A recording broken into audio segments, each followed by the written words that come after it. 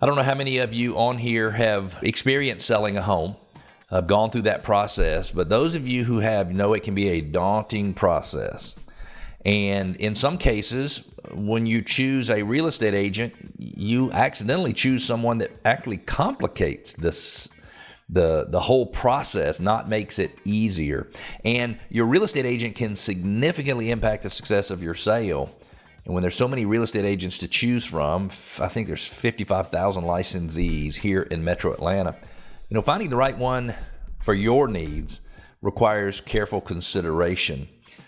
Norma and Tom in Canton say they're considering putting their home on the market, but they have no idea how to interview and choose the best agent. Do you have any suggestions? And the answer to that question, Norma and Tom, is yes. I do have some specific questions. If you want to go to the GoGaddisRadio.com and request it, I have a list of questions that you should ask. But let me tell you, if I were selling my home and interviewing an agent, let me tell you the things that I would consider.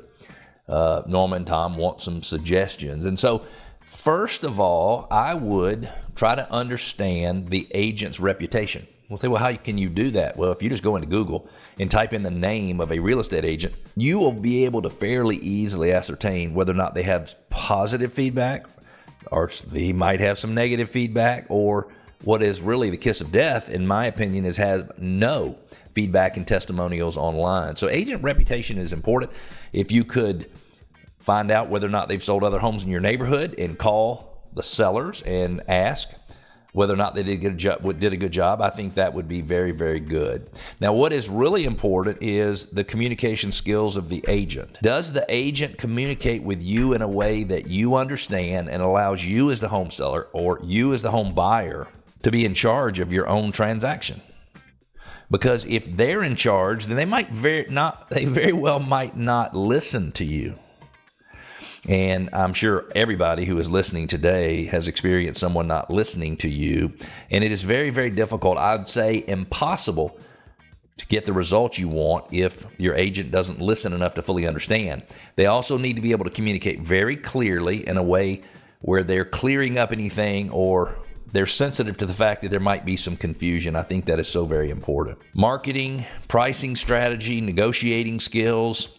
How do you know whether or not they have enough marketing and pricing strategy expertise? Well, you look and see how many homes they sell.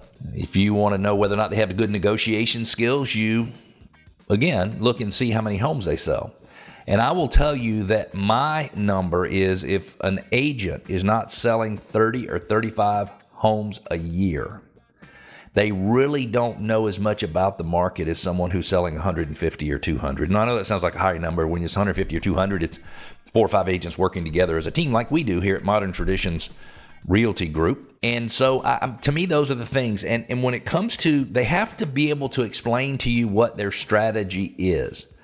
If you can't understand it, I would not move forward with them at all. So Norma and Tom, ask a lot of questions. And at the end of asking all those questions, if you get a good, calm, relaxed feeling, a feeling of comfort at the end of that presentation, my suggestion is it is definitely worthwhile to dig into them a little bit more because they might be the exact right agent for you. If you're interviewing agents and you want to include us, you can go to GoGaddisRadio.com or you can call 770-497-0000.